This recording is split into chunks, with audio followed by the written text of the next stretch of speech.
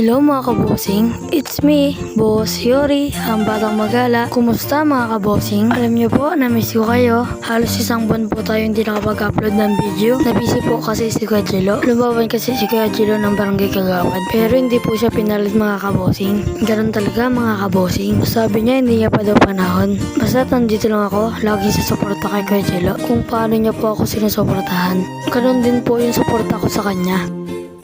Ayan pala si Ate Hana. Nanalo po siya ng SK Kagawad. Congrats po Ate Hana. Ayun mga kabosing, nagkayayaan nga kami dito sa Big Tummy. Naka-promo po kasi sila ngayon. Mula October 28 hanggang November 4 mga kabosing. Punta na kayo dito mga kabosing. Solid na solid dito.